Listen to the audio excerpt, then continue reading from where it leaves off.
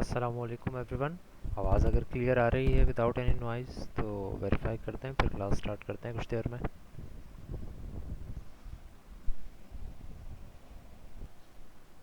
All right, welcome. A very few participants have joined as of now, only 19 out of possibly 77। कितने percent ने join किया है? Quickly कोई calculate करके बता सकता है what is the percentage of this class participants now, assuming there are 77 students in the class?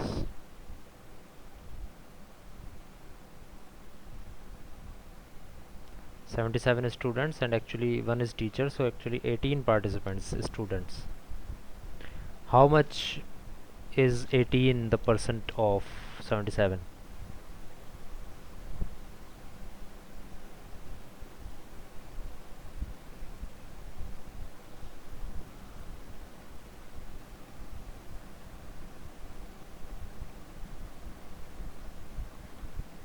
Twenty-four point seven. 22 to 25, 23, 24 something. It's right around 23.37 according to 18 participants. So only 23% of the class has joined. Where is everyone? The remaining 75% of the students are missing. This might be our last online class, a collective online class. Next week say when we will be shifting on campus classes, it will be only a few students or half of the sections who will be online, otherwise everyone will be in the physical class. So a collective online class, this might be our last. What are the advantages of an online class? Every student tell me. Every student need to tell only one advantage. एक student ने एक से ज़्यादा advantage नहीं बताने. What do you think are the advantage of, is the advantage of online class? और let me rephrase my question. My question is actually what things or what phenomenon can we actually achieve in online classes that we cannot achieve in physical classes? Physical class में हम वो काम नहीं कर सकते जो हम ऑनलाइन में कर सकते हैं. पॉजिटिव चीज़ों को अगर हम देखें तो can you think of any?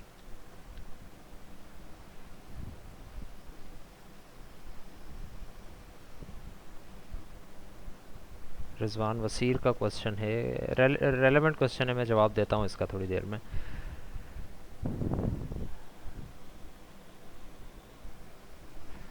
Right, Abdul Rafe, recorded lectures are one of the advantages. If you miss a lecture or because of any reason, intentionally or unintentionally, you can always see the recorded lecture and can see for yourself what happened in the class.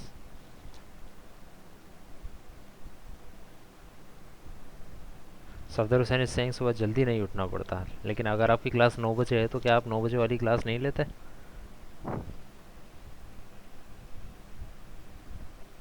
या ये है कि login करके फिर दोबारा बंदा सो जाता है, चलती रहे क्लास पीछे. Not a very positive advantage in my opinion, but an advantage nonetheless.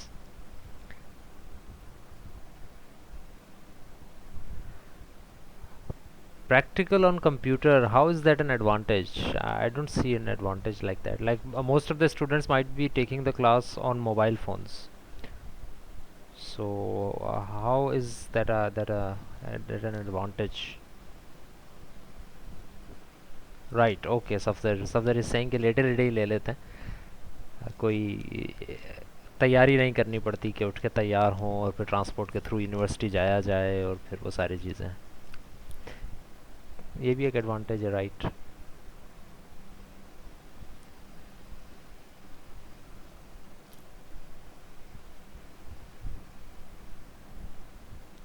Right, Syed Mohammad Shah is correct. He saying कि अपने काम करते हुए भी आप क्लास अटेंड कर सकते हैं. like you are just listening to the class. If the teacher is not representing anything on the screen and he's just talking, he or she is just talking, so you can just listen to the class and attend the class while you are doing your chores. चाहे आप कोई सफ़र कर रहे हैं या आप कोई और काम कर रहे हैं, तो that is an advantage. Like I remember, I had a meeting at the earlier stages of this pandemic.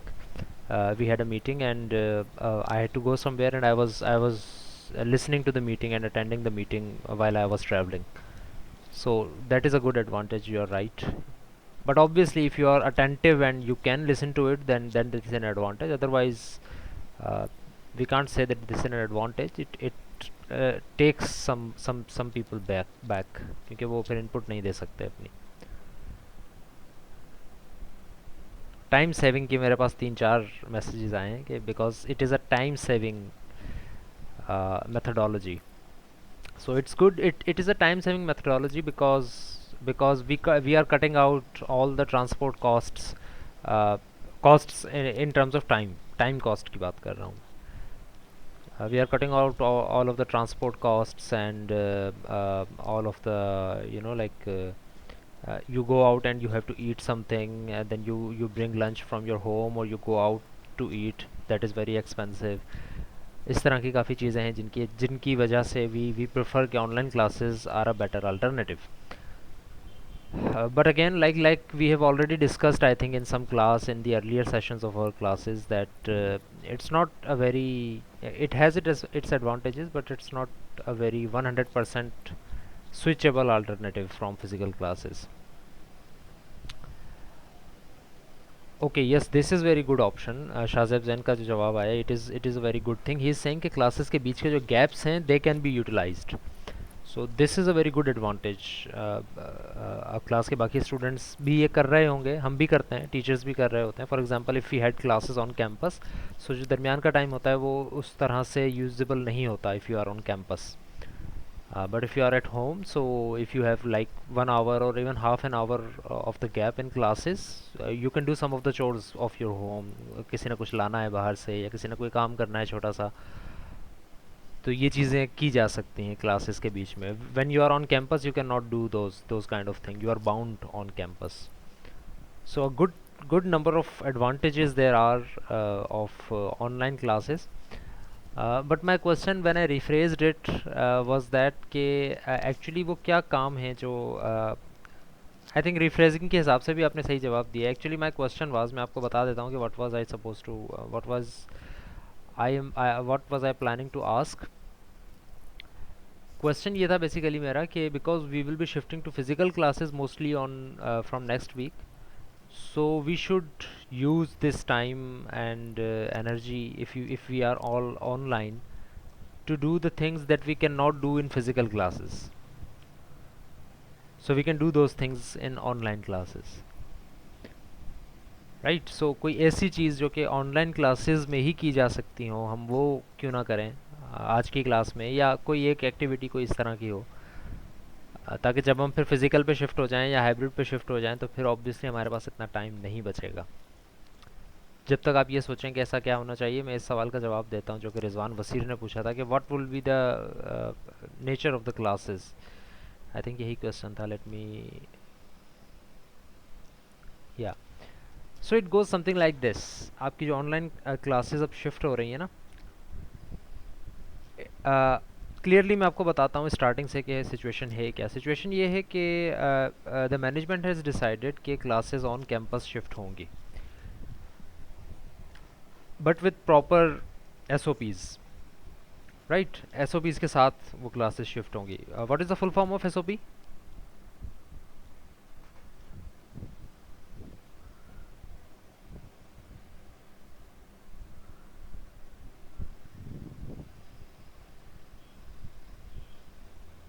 Come on, are you supposed to Google it?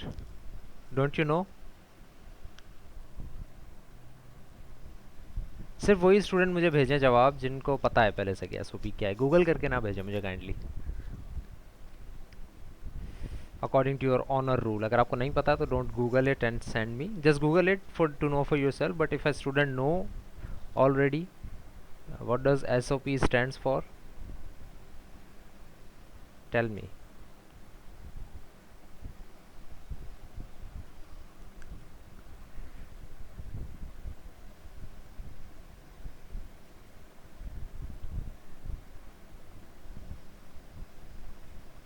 No one. Okay. So it stands for, I don't know if I'm correct or not. Last time I checked it, it stands for Standard Operating Procedures. So Standard Operating Procedures कहा जाता है SOP को. SOP के through अगर हमने कोई चीज़ follow करनी है, it means that there are some procedures that we have to follow which are standard. And if you are going to operate something, like if you are going to take classes, if you are going to go somewhere, if you are trying to do an operation, that operation can be anything, like buying milk from a shop. So that operation has a standard, that what procedure will you have to follow in order to perform that operation. So SOPs are for standard operating procedure. So like I was saying कि if you are supposed to take classes on campus, तो management ने ये decide किया कि SOPs के साथ classes ली जाएंगी. Now if you know what kind of classrooms we have on campus, so if you see the classrooms and the number of students in a section, it does not match up with SOPs. Like a student, like a section, on average तकरीबन हर department में इसी तरह है. On average her section के 30 plus students हैं. 35 हैं, किसी में 39 है, किसी में 40 हैं, किसी में 50 भी हैं, इवन 50 प्लस भी हैं. So but in classes there is limited capacity in classrooms. जो बड़ी से बड़ी क्लासरूम्स भी हैं उनके अंदर भी आई थिंक 40 स्टूडेंट्स आ सकते हैं. उसके बाद अगर किसी ने आना होता है तो वो फिर टीचर के बिल्कुल सामने चेयर्स लगानी पड़ती हैं उनको, ताकि वो 50 स्टूडेंट्स या 54 समथिंग पूरे हो सकें. Obviously that is not a good alternative for on campus classes considering the SOPs. सो इन चीज़ों के दौरान ये डिसाइड किया है मैनेजमेंट ने कि if a section has the number of students less than or equal to 25 students जो हैं वो क्लास में आ सकते हैं, बिकॉज क्लास की कैपेसिटी इतनी है कि 25 स्टूडेंट्स 3 फीट गैप के हिसाब से एक चेयर छोड़ के, एक दो चेयर्स छोड़ के बैठ सकते हैं. 25 स्टूडेंट्स आ सकते हैं, 25 से ज़्यादा नहीं आ सकते. So if a class has 25 और less than 25 students, so the whole section, the whole class will be conducted on campus. But if a class has more than 25 students, obviously more than 25 को 26 27 ना समझा जाए. It's more like 35 students, 40 students, 50 students की अगर कोई class है, like yourselves, आप लोगों के जिस तरह के सेक्शन है, 2A की अगर हम बात करते हैं तो, या 2B की अगर बात करते हैं तो it's roughly around 40 students. So obviously 40 students cannot follow SOPs in that particular limited capacity room. सो इसको इस तरह से फॉलो किया गया है कि आपकी क्लास को दो हिस्सों में डिवाइड किया जाएगा, यानी कि आपका जो सेक्शन है उसको दो ग्रुप्स में डिवाइड किया जाएगा. ये ग्रुपिंग किस तरह से होगी इसका अभी मैनेजमेंट ने नहीं बताया है फ़िलहाल. It's actually up to the departments, वो किस तरह से डिसाइड करते हैं आपको कम्युनिकेट कर दिया जाएगा. बट द थिंग इज़ के जो दो ग्रुप्स बनाए जाएंगे, उन दो ग्रुप्स में से, अब इस बात को, ये थोड़ी सी क्रिटिकल है जो कि अक्सर लोगों को समझ नहीं आ रही है कि क्या होगा, इसको ज़रा समझ लें कि जो दो ग्रुप्स बन जाएंगे ना 20 स्टूडेंट्स और 20 स्टूडेंट्स के, तो वो जो 20 स्टूडेंट्स हैं, ग्रुप ए कह लेते हैं उसको, या ग्रुप 1 कह लेते हैं, ग्रुप 1 एंड ग्रुप 2, एक ही सेक्शन के दो ग्रुप्स जो बन गए हैं, उनमें से ग्रुप 1 एक वीक की पूरी क्लासेस जितनी भी हैं आपकी, पूरा एक week, Monday to Friday, I think आपकी 2 दिन ही हो रही हैं, but consider as a 1 week, Monday to Friday जितनी भी आपकी क्लासेस हो रही हैं, group 1 will come on campus and group 2 will be taking the same class online, which means कि जब हम फिज़िकल क्लासेस ले रहे होंगे कैंपस के अंदर क्लासरूम में बैठ के, तो वहीं पर IT डिपार्टमेंट हमें कंप्यूटर्स, माइक्स और कैमरा वगैरह इंस्टॉल करके देगा, और जब हम क्लास ले रहे होंगे फिज़िकली तो वही क्लास ब्रॉडकास्ट होके ग्रुप 2 के स्टूडेंट्स भी ले रहे होंगे ऑनलाइन उसी वक्त. सिमिलरली नेक्स्ट वीक, यानी अल्टरनेट वीक पे, ग्रुप 1 जिस वीक आया उसके नेक्स्ट वीक ग्रुप 2 फिजिकली आएगा और ग्रुप 1 जो है वो ऑनलाइन ले रहा होगा क्लासेस, बिल्कुल उसी तरह जिस तरह ग्रुप 1 ने ली थी. This is basically the hybrid structure of classes that will be going to followed in from upcoming week. ठीक है. सो आई थिंक ये अब बात थोड़ी सी क्लियर हो गई होगी कि क्या सिचुएशन है. ओके सो खलील अहमद सिंह के कैफेटेरिया में क्लास लेने का कह रहे हैं। यस, ये मुझे भी इंफॉर्मेशन मिली। मैंने जब टाइम टेबल देखा तो it was written cafeteria in it. So अब क्या, आई डोंट नो क्या सिचुएशन है, मेरा यूनिवर्सिटी जाना नहीं हुआ। आई थिंक कैफेटेरिया को भी ट्रांसफॉर्म कर दिया गया है अब क्लासरूम में। आई am not sure about that कि क्या सिचुएशन है, मेरा वहाँ जाना नहीं हुआ इस तरह, बिकॉज कैफेटेरिया तो काफ़ी अरसे से बंद है। तो मे बी उसको ट्रांसफॉर्म कर दिया गया हो क्लासरूम में और कैफेटेरिया को कहीं शिफ्ट कर दिया गया। I am not sure about that, but cafeteria इसलिए लिखा गया है वहाँ पे कि the room that was cafeteria it was going to be a class now for software engineering department. It's not actually going to happen कि cafeteria में cafeteria वाला काम भी हो रहा होगा और क्लासेस भी हो रही होंगी। I don't think that that is going to happen, but again it will be first time for us on Monday और Tuesday whenever your first class is. So we will see what is going to happen. Hasan Saleem is saying कि हमें class का schedule नहीं मिला, कितने students को आना है और कितनों को नहीं। यस, क्या सबको आना है? Yes. So like I said कि जो ग्रुप 1 और ग्रुप 2 की डिस्ट्रीब्यूशन है ये डिपार्टमेंट करेगा और आप लोगों को इन्फॉर्म कर दिया जाएगा। सो आई थिंक अगर अभी तक नहीं हुआ है तो टाइमली कर दिया जाएगा, यानी मंडे से पहले पहले या जब आपकी क्लासेस हैं उससे पहले पहले आपको इन्फॉर्म कर दिया जाएगा कि कौन से स्टूडेंट्स ग्रुप 1 में है और कौन से स्टूडेंट्स ग्रुप 2 में है।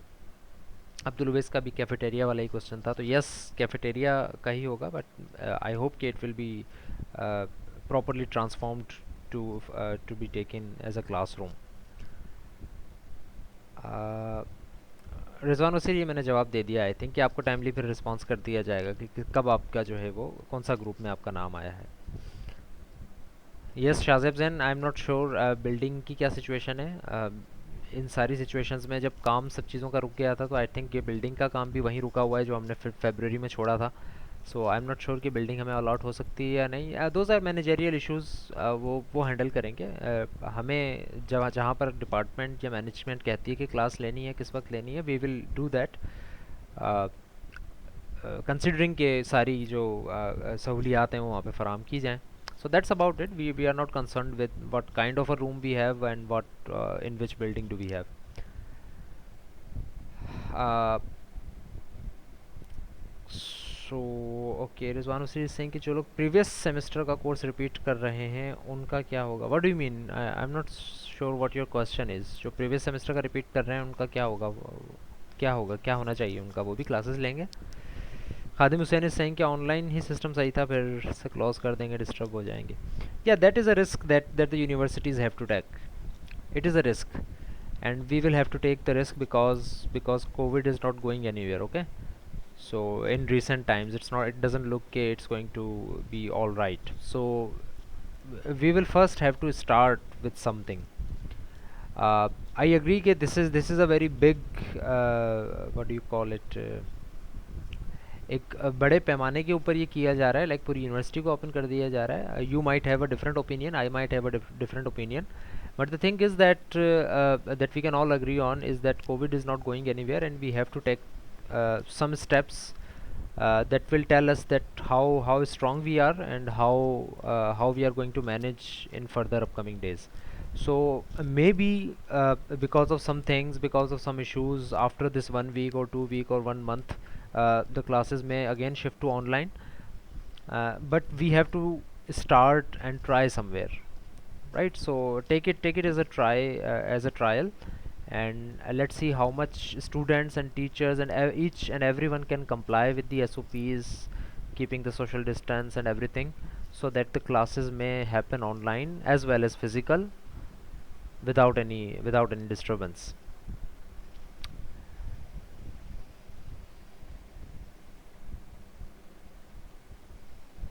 फिजिकल क्लास के ग्रुप्स नहीं बने हैं। ग्रुप्स बन जाएंगे, ग्रुप्स बनाने में थोड़ी देर, इतनी देर थोड़ी ना लगेगी। It will be just like we will divide you and we will confirm you कि कौन सा ग्रुप 1 है कौन सा ग्रुप 2 है। तो it will not take much time, everything is in place, the classes are going to be started from next week Monday on campus.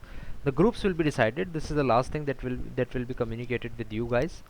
Time table I think आप लोगों को मिल गया होगा, इज़ दैट सो? आपको time table share किया गया, या आई think आप जब आएंगे यूनिवर्सिटी तब आपको टाइम टेबल दिया जाएगा।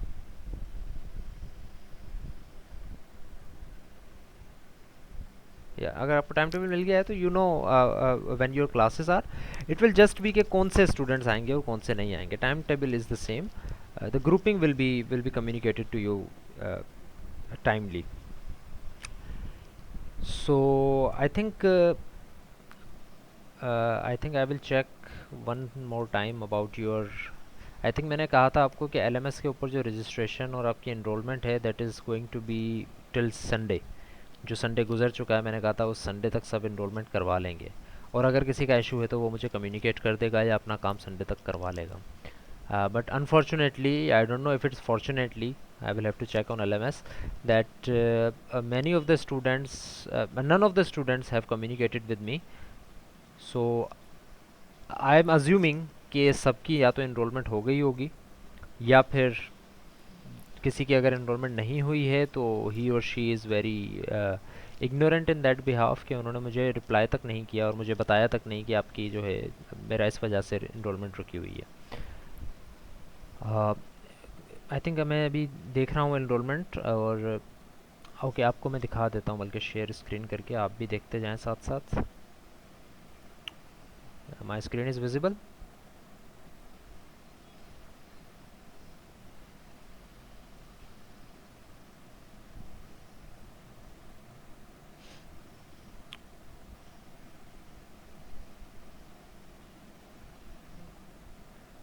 खादिम हुसैन से आखें कि ये एफिडेविट का कोई कुछ है scene.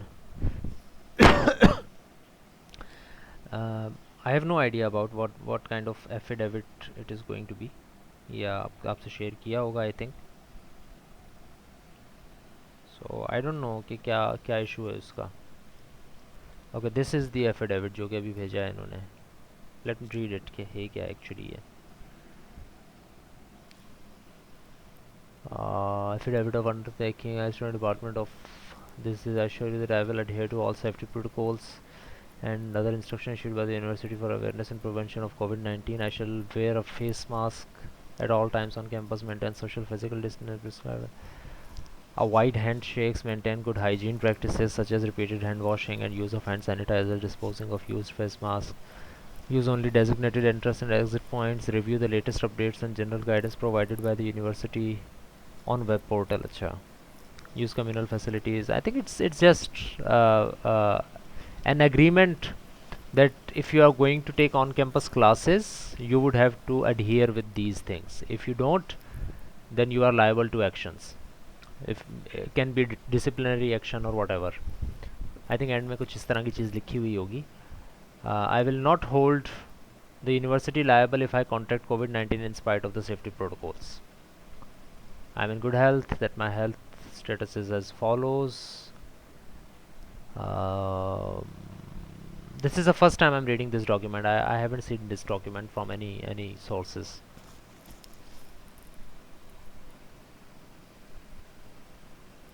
If you are diagnosed with COVID-19, so इसका diagnosis पूछ रहा है.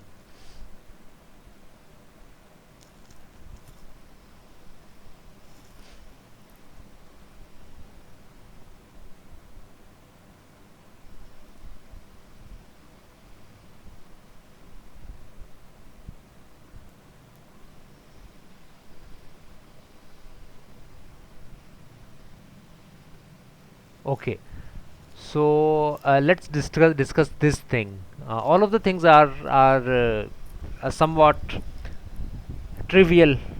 आपको पता है कि ये सारी चीज़ें होनी चाहिए. You are just signing on this document or your parents are just gonna sign on this document saying assuming that you will follow all the protocols, that you will maintain social distance and you will wear mask, you will keep a sanitizer with you and you will use and track all of your movement around the campus कि आप कहाँ गए कहाँ से आए. तो वो भी अगर आप ट्रैक रखेंगे that will be good. But this point that I have selected here, that you will not hold the university liable if you contract COVID-19 in spite of safety protocols. So the thing is that if God forbid you contract COVID-19, you are not supposed to hold the university liable. आप university को नहीं कह सकते कि university की वजह से आपको कोविड लगा है. If you sign on this document, if this is the actually the affidavit saying. that you will not hold the university liable if you contract COVID-19, right? uh, so this is the basic gist of it. बाकी इसके अलावा अगर आप सारी चीज़ों पे sign कर रहे हैं तो इसका मतलब यही होगा कि आप ये सारे अगर प्रोटोकॉल्स ले रहे हैं तो ऑब्वियसली यूनिवर्सिटी से तो आपको नहीं लग सकता कोविड-19, because you will be formulating all of this thing, and only those students will be in the campus who have adhered to this all of these conditions. So obviously we know कि जो university में student या teachers हैं वो इन protocols को follow कर रहे होंगे. अगर वो प्रोटोकॉल्स को फॉलो कर रहे हैं तो you will not obviously get COVID-19, but the thing is that if you get COVID-19, the university will not be held liable to that. So this is just an affidavit for your documentation that if you come to university, it is not going to be the university that is going to force you कि आपने इन चीज़ों का ख्याल नहीं रखते हुए आना है, बल्कि आपने ख्याल रखना है. The university will take that into account. अगर कोई नहीं करता है तो वो उस पर डिसिप्लिनरी एक्शन वगैरह भी होगा. All of these things will be cleared out in the first week inshallah, okay, actually what is going to happen. The question that might arise in your minds should be, किसी mind में होगा भी और नहीं है तो ये होना चाहिए, that what if you don't want to take off online classes because you think that you might contract COVID-19 from any other fellow, right? So if you fear that thing कि अगर हो सकता है कि मुझे कोविड-19 यूनिवर्सिटी में जाने से लग सकता है, मैं कहीं पर भी नहीं जा रहा हूँ और मैं यूनिवर्सिटी भी नहीं जाना चाह रहा, तो ऑब्वियसली अगर ऐसी सिचुएशन है तो you should notify the authorities that I don't want to take the department take on campus classes because I am fearing that I might contract COVID-19. So if those are the conditions, तो उसके ऊपर फिर वो आपको guide कर सकते हैं कि अच्छा अगर आप नहीं लेना चाह रहे तो फिर उसके लिए ये तरीक़ेकार है कि या तो वो फिर शायद कोई आपको तरीक़ेकार बताएं कि या तो आप ऑनलाइन क्लासेस लें या फिर आप कोर्स छोड़ें या कुछ. आई थिंक इनकी कोई पॉलिसी होगी which I am not really aware of. Bilal Kaloda is asking कि सैनिटाइज़र होना लाजमी है. आई थिंक इसमें कहीं लिखा हुआ तो था सैनिटाइज़र का, आई एम नॉट श्योर, देख लीजिएगा, वरना इट इज़ बेटर. तीन चार चीज़ें हैं जो कि लाजमी तौर पर आपको देखनी है. Number one, social distancing. Social distancing का मतलब सिर्फ ये नहीं है कि डिस्टेंस पे रह के बात करना है, डिस्टेंस पे ही रहना है आपने हमेशा. ना किसी से हाथ मिलाना है, ना किसी से बेजा करीब जाके बात करनी है, ना किसी से चीज़ों का लेन देन करना है. पेन दिया या किसी को कॉपी दे दी या किसी को मोबाइल फ़ोन पकड़ा दिया, ये चीज़ भी नहीं करनी है. ऑब्वियसली मास्क आपने पहनना है, मास्क चेंज नहीं करना किसी से ऑब्वियसली. और बस ये दो चार चीज़ें हैं, अगर आप इनका ख्याल रखते हैं तो I think it will be okay for you. And obviously sanitiser अगर आपके पास है तो it is a very good thing. It will be better if you have a sanitiser.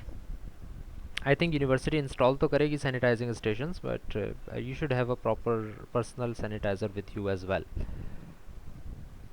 Sanitise करना लाजमी है. अच्छा, एक बात कर लेते हैं यहाँ पे, which I think is it's actually my opinion that all of the SOPs that are related to COVID-19 are the basic hygiene techniques that everyone should have been following. हर किसी को ये पता होना चाहिए already. If there were no कोविड-19 तब भी आपको ये ख्याल रखना चाहिए कि the germs and everything that you are conducting with yourself should not be communicated or conducted to anyone else, right? अगर आपको फ्लू है या अगर आपको लगता है आप बाहर से आए हैं कहीं से, आप फॉर एग्ज़ाम्पल बाइक पर थे, साइकिल पर थे, बस में थे, आपको पता है बहुत सारे लोग थे वहाँ पे और मुख्तलिफ़ तरह के जर्म्स आपके हाथों वगैरह पे लगे होंगे, तो before you go near someone you should wash your hands and you should wash your face, right? Use a mouthwash or something like this, so that the upper layer of the germs that you have contracted should not go to someone else. So these are just basic hygiene techniques that if you follow, regardless if there is COVID-19 or not, it will be good for your health throughout your life.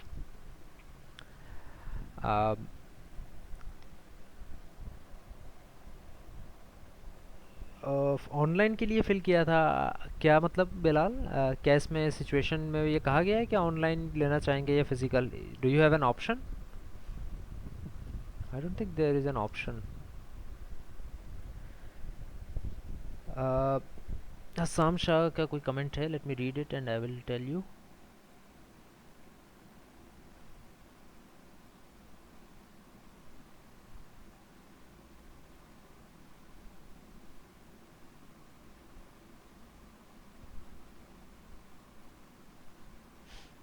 अच्छा Khadim, if there is option तो I think कि उसके.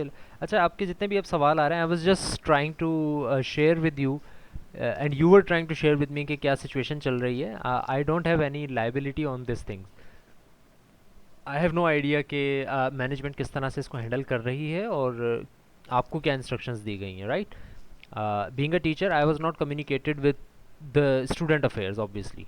आपके साथ जो communication management ने की है, आपको कहा है कि एफिडेविट जमा कराएं, और वो सारी चीज़ें वो आपको खुद ही बताई होंगी. जिस तरह अभी हसाम पूछ रहे हैं कि वो को किस तरह का एफिडेविट होना चाहिए, उसकी क्या डिटेल्स हैं. तो आई थिंक वो आपको वही बता सकते हैं जिन्होंने आपको ये कहा कि ये एफिडेविट जमा कराना है. आई थिंक स्टूडेंट अफेयर्स वाले आपको बताएंगे, या एग्जामिनेशन एडमिशन वाले, वो आपको ज़्यादा बेहतर बना सकते हैं. I am just sharing and we are just having a discussion. I am not an authority in that thing. Hassam Shah is also saying कि he visited the university that day and कोई भी SOPs follow नहीं कर रहा था. So it's not about what everyone else is doing. You should start with yourself, right?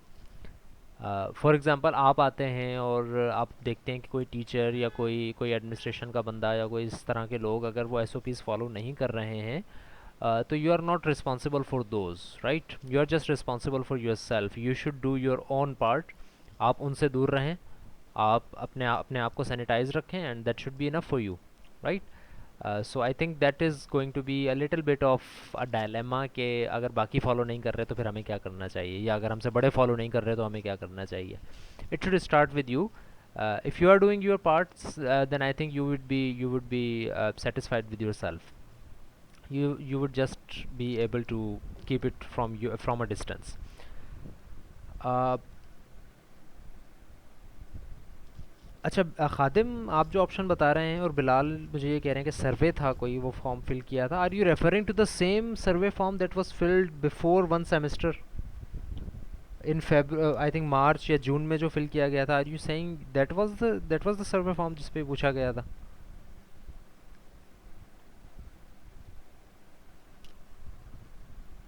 Recently हुआ था तो I think that would be taken into account के रिसेंटली अगर हुआ है तो उसके हिसाब से फैसला किया जाएगा. आई थिंक ग्रुपिंग भी फिर उसी हिसाब से होगी अगर डिपार्टमेंट करेगा तो, right. So take that into account, it will be good. अगर डिपार्टमेंट के पास ये इन्फॉर्मेशन है कि कौन से स्टूडेंट्स ऑनलाइन आना चाह रहे हैं, कौन से नहीं आना चाह रहे, तो आई थिंक कि the department will group accordingly.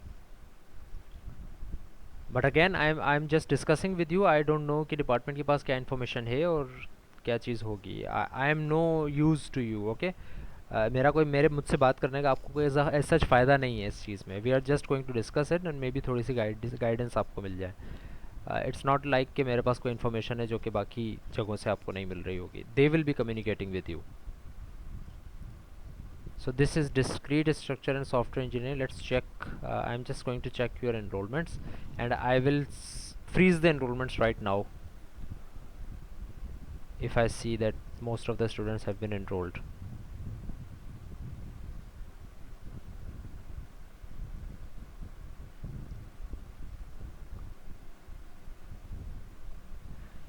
Tuesday 27th अक्टूबर तक का आपने फिल किया था ये सर्वे फॉर्म. अच्छा, so I think that will be taken into account. F20 consent. Okay, let's view all of the students. 27 students, the same number of students that enrolled in the first time when I opened the enrollment. So these are the students who are enrolled. If anyone is not enrolled, either report to me why you are not enrolled, or get your things in order. These are the students who are enrolled. That's it. In software engineering section A. Now moving on to software engineering section B.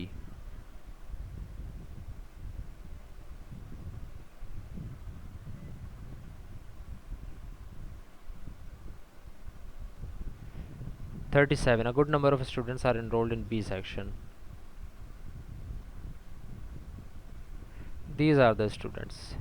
You can just see the recording and pause and see if your name is in here or not later after the class. These are the students of software engineering B. Now moving on to discrete structures A.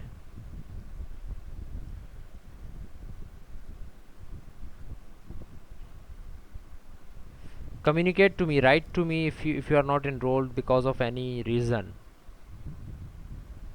so that I know that you are in the class and you are not enrolled.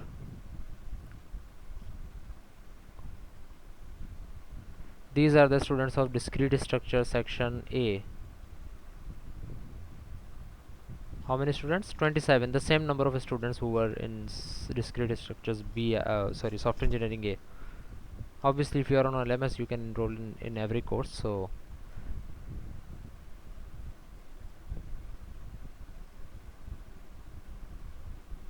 what about CMS? I think the last date of CMS registration, somebody told me, was tomorrow. कल last date है CMS पे registration की. Is that right?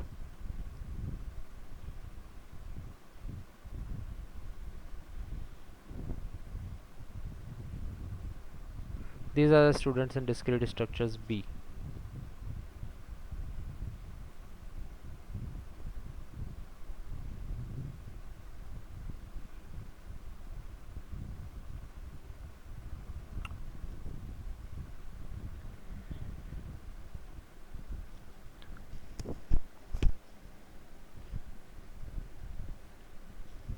अच्छा, CMS पे कह रहे हैं कि एनरोल हो चुके हैं. सो लेट्स सी CMS का क्या स्टेटस है.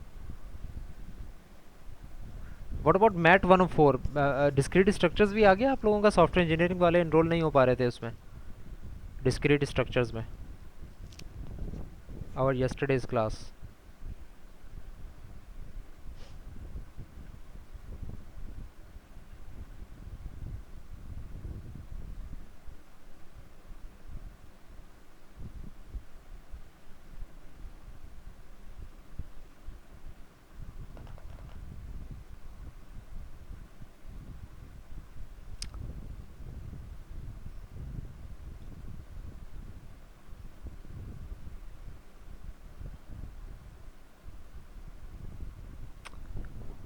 Okay, there is some changings here. This is programming fundamentals, discrete mathematics. Software engineering add नहीं हुआ है, right? This is not your course. This is not your course. These two sections have been added. 2A and 2B. So let's see 2A के अंदर कितने students हैं, and then 2B के अंदर कितने students. अच्छा, I will have to open it in the same tab. This is 2A. Just one student is enrolled in this section. What is this? It is showing active students. What about if I don't want to show the active students? Only one student. This is specific student is enrolled in MAT 104 2A. No to discard use changes. In 2B there is this one student, Muhammad Anas. So there are only two students who are enrolled in the whole discrete structure software engineering class, and there is no software engineering class. So क्यों नहीं हो रहा है enroll? What is the reason behind it? I have already written to the IT department and admission department. I cannot write it again, obviously, because I am still waiting for their response for the first time. I can remind them, but I think there will be an issue with all of the things. Let's start with physical classes, and maybe if we go to university, then we can check on what are the issues there, and we can tackle accordingly. CMS पे अगर आपने enrol किया है ना, so it is a bulk processor. CMS के ऊपर अगर आपने एनरोलमेंट कर दिया और आपको नाम यहाँ नज़र नहीं आ रहा है, तो इट माइट मीन कि आपने रजिस्ट्रेशन कर दी है. That data is in the server of admissions department, and admissions have not assigned those students to me. तो ये एक थोड़ा सा तरीक़ेकार है. अंदाज़ा हो जाएगा आपको कि अगर आपने कर दी है एनरोलमेंट और अगर आपको एक्टिव शो कर रहा है तो दैट्स ओके. मेरे पास नाम नहीं आ रहा है, तो वो आ जाएगा फिर कुछ दिनों में होपफुली. अगर आप कोर्स पढ़ रहे हो, आई थिंक उस चीज़ का ऑब्जेक्ट ओरिएंटेड प्रोग्रामिंग पढ़ रहे हैं.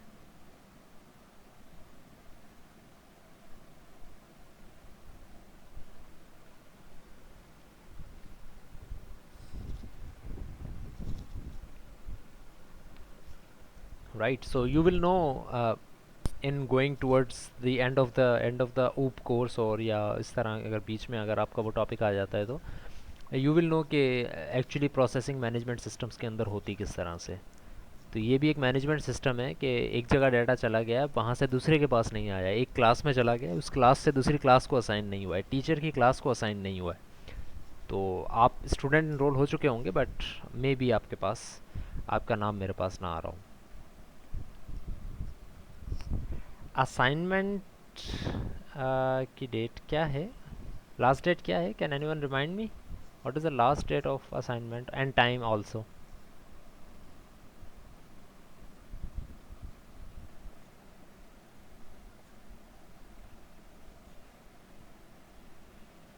टुमारो 30th, कल रात 12 बजे से पहले पहले आपने सबमिट करवानी है।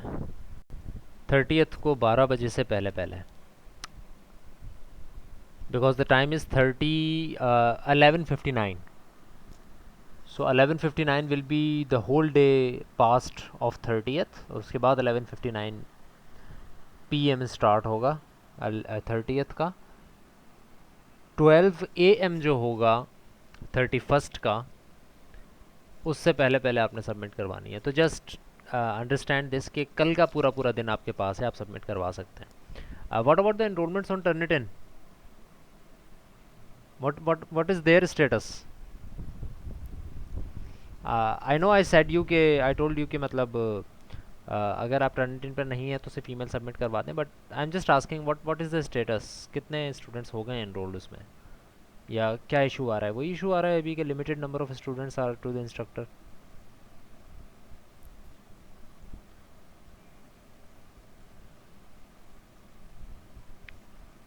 कम on Khadim Hussain, don't say that. The date is final and you will have to submit by tomorrow. It's a first assignment. It's not a very a lengthy assignment as well. Not a very technical assignment. Next assignment आपकी काफ़ी technical होगी, and if you ask the students who have been taught by me या इस तरह के किसी student से आप रब्ता करते हैं तो they will tell you कि first assignment is just a dry run, और second assignment जो होता है actually वो ज़्यादा technical होगा आपका। और उसके अंदर आप अगर कहते हैं कि एक्सटेंड द डेट तो उसके अंदर कंसिडरेशन की जा सकती है, but assignment 1 was just a dry run. It wasn't that technical, so there is no date extension for that. So nobody is going to tell me what the issue, what is the status of Turnitin.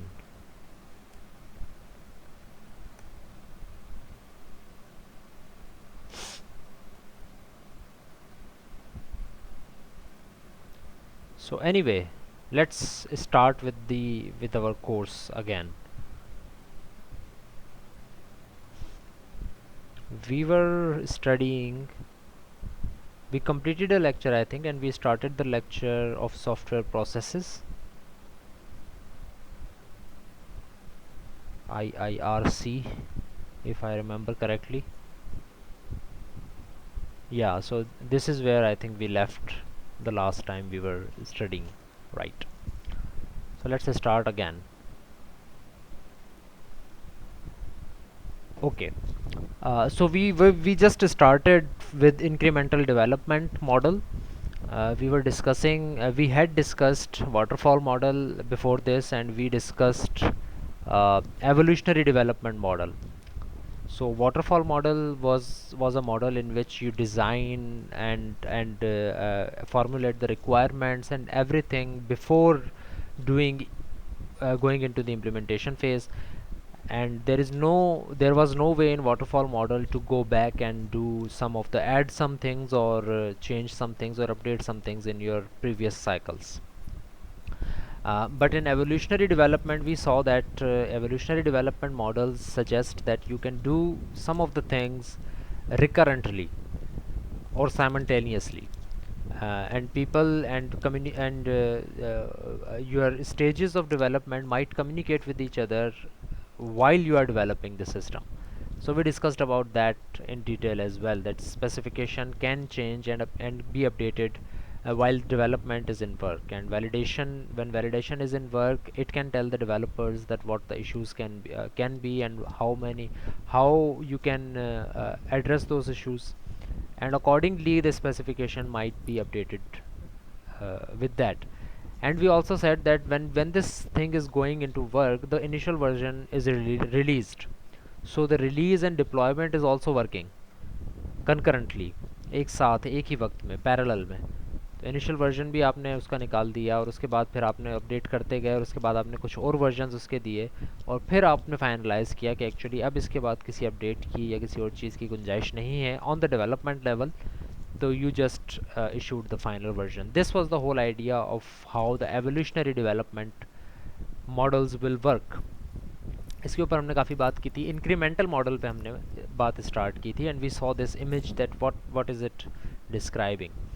So according to this image, all of the things again are going in a linear fashion, that you will do define outline requirements first, you will do this thing first, then you will do this thing first, a second, then third, then fourth, fifth, sixth, seventh, and then final system. The only issue, the only thing different from waterfall model in this model is that you can go from validate system not to requirement but to increment. ये एक थोड़ा सा change है इसके अंदर. पहला change तो ये है कि if we look at the waterfall model, तो waterfall model में requirements थी, then उसके बाद design था. इन दोनों को एक ही फॉर्म करके एक ही स्टेज कहा गया था, requirements, then designing थी.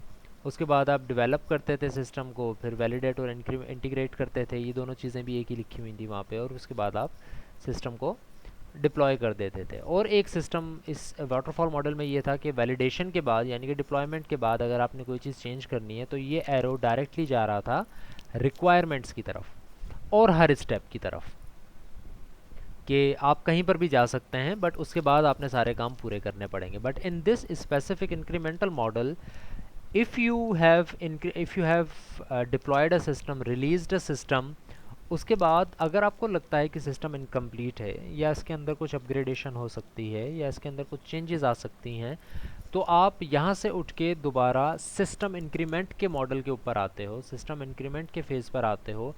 दोबारा से आप रिक्वायरमेंट्स और डिज़ाइनिंग और उन डॉक्यूमेंटेशन के ऊपर नहीं जाते. ये एक बहुत बड़ा फ़ायदा है इंक्रीमेंटल मॉडल का, कि सिर्फ जो डेवलपमेंट हुई है आपकी, आप उसको चेंज करो, रादर देन कि आपने जो डिज़ाइन बनाया था आप जाकर उसको भी चेंज करो, आपकी रिक्वायरमेंट्स भी चेंज हो जाएं. ये चीज़ इंक्रीमेंटल में नहीं है. आमतौर पर अगर इसको समझा जाए तो इंक्रीमेंटल इज़ लाइक कि आप अपनी तरफ से एक सॉफ्टवेयर बनाकर दे देते हैं, और फिर अगर आपको लगता है कि उसमें चेंज है तो आप सॉफ्टवेयर के अंदर चेंज करते हैं, ना कि उसकी प्रीवियस प्लानिंग के अंदर. प्लानिंग के अंदर आप कोई चेंज नहीं करते, because that planning was according to the system that you have developed. But अगर अब कोई चेंज आ रहा है तो आप दोबारा से उसकी प्लानिंग दोबारा नहीं करेंगे कि आप पूरा काम दोबारा से करें. Like in waterfall model, you will just change what is where change is needed. आप वो चीज़ चेंज करें और उसके बाद उस सिस्टम को डिप्लॉय कर दें, ऑब्वियसली आफ्टर वेलिडेशन.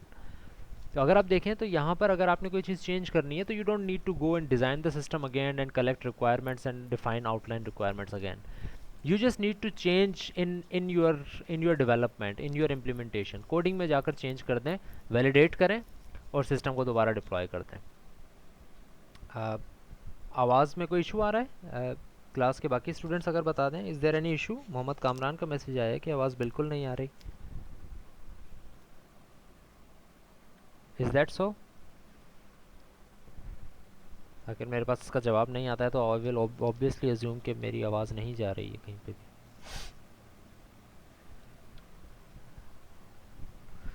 अगर किसी को आवाज़ में कोई इशू आ रहा है या कम आ रही है आवाज़ तो वो मुझे बता दें. स्लो आ रही है? अच्छा, वॉल्यूम स्लो आ रहा है या रुक रुक कर आ रही है आपके पास? ये भी थोड़ी सी एक चीज़ है, क्योंकि आपके इंटरनेट में इशू हो सकता है अगर रुक रुक के आ रही है तो. Volume should be okay I think, because the mic is right where my mouth is. जहाँ से मैं कह रहा हूँ वहीं पर माइक बिल्कुल करीब है.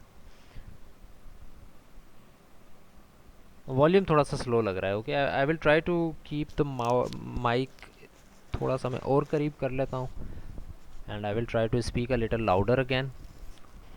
But again, if these issues are there, then you will have the recording and you can see that. Okay, in incremental development model, we will just be changing the things inside our actual code, inside our actual software. We don't have to plan the things again like in waterfall model. This is basically the gist of incremental model. Okay, so incremental model के कुछ advantages हैं. Advantages क्या हैं? It increases customer value. पहली बात तो ये है, customer value can be delivered with each increment, so system functionality is available earlier.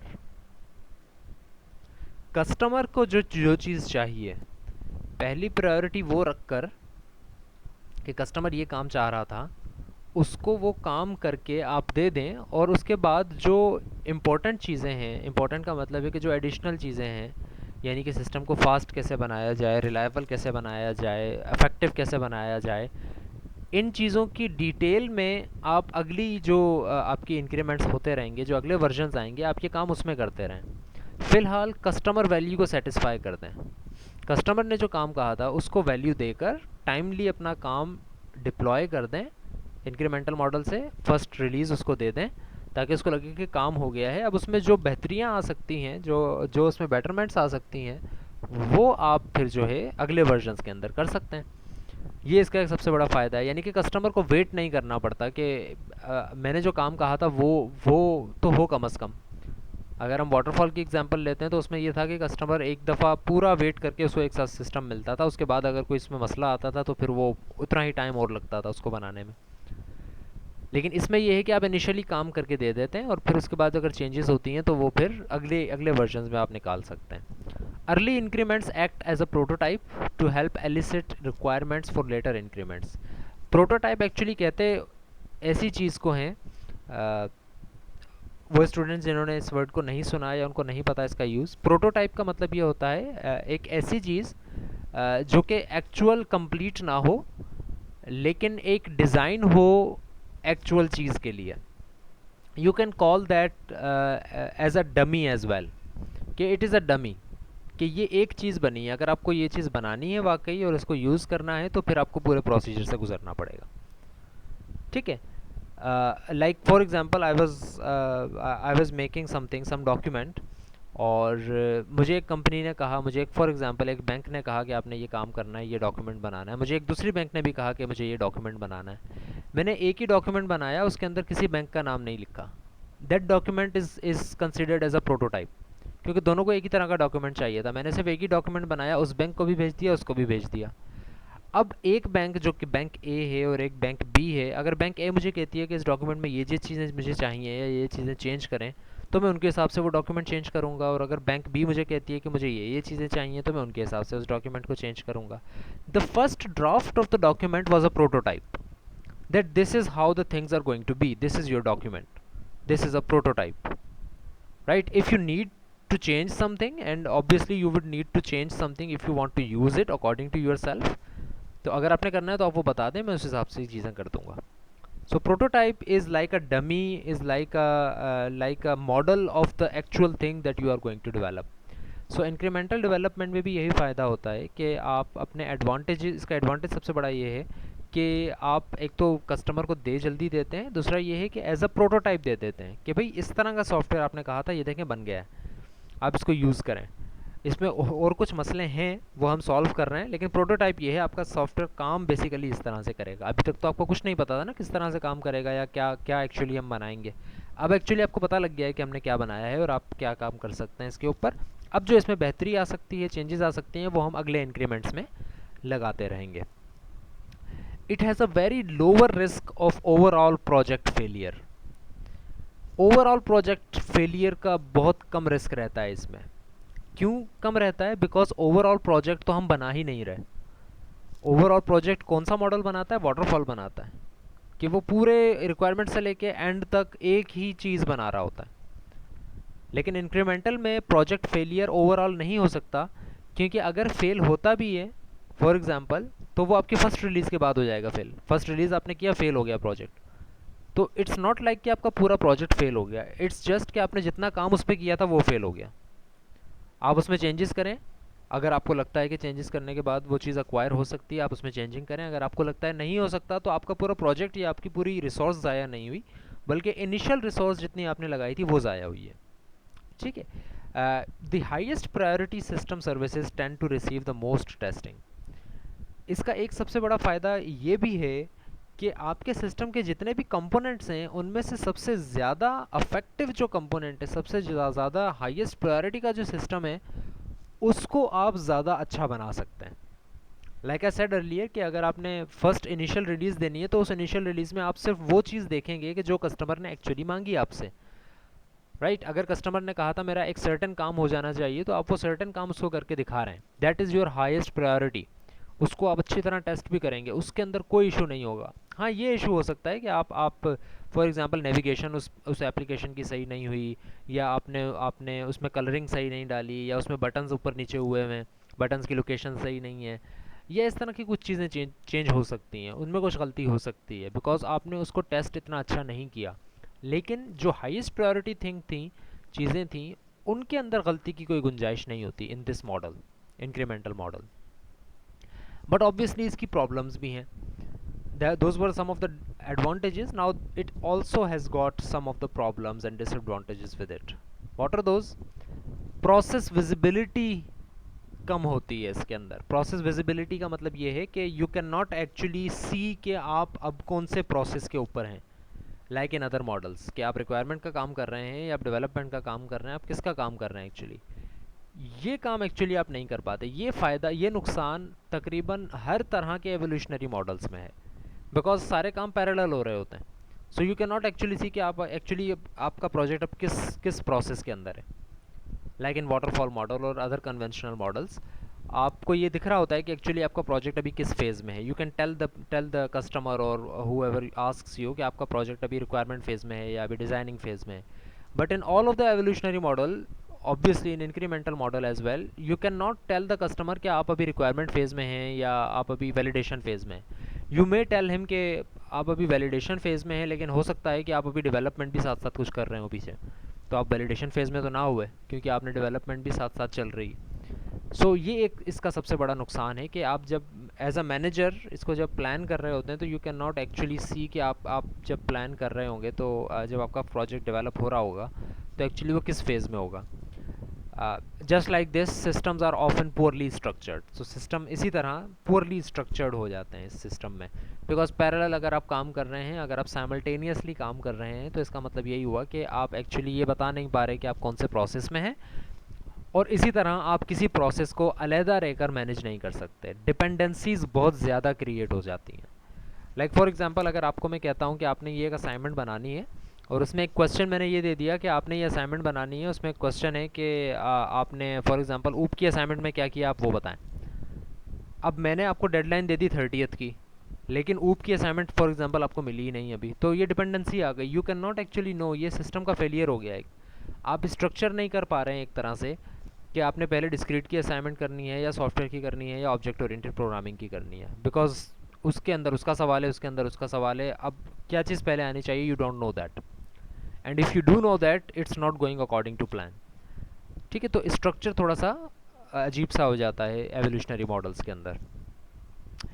Applicability claims in the literature क्या क्या हैं फॉर स्मॉल और medium size interactive systems. Actually बताया जा रहा है कि किन किन सिस्टम्स में अप्लाई किए जा सकते हैं इस मॉडल को। जो स्मॉल सिस्टम्स होते हैं या मीडियम साइज इंटरेक्टिव सिस्टम्स होते हैं, यानी कि बिल्कुल नेटिव सिस्टम्स हैं और छोटे लेवल पर काम कर रहे हैं, उनके लिए आप इंक्रीमेंटल डेवलपमेंट मॉडल यूज़ कर सकते हैं। For parts of the large system, यानी कि अगर कोई बड़ा सिस्टम है उसका अगर पार्ट है कोई, तो उसके लिए आप ये काम कर सकते हैं। कंपोनेंट के लिए, मॉड्यूल के लिए इसको यूज़ कर सकते हैं, या ऐसे सिस्टम के लिए यूज़ कर सकते हैं जो कि ज़्यादा अरसा नहीं चलने। तो ये कुछ चीज़ें हैं जो कि लिटरेचर में, मुख्तलिफ बुक्स में आपको ये 3-4 टाइप के सॉफ्टवेयर्स मिलेंगे जिनके अंदर रिकमेंड किया जाता है कि you would have to follow the incremental development model. Now there are two different things.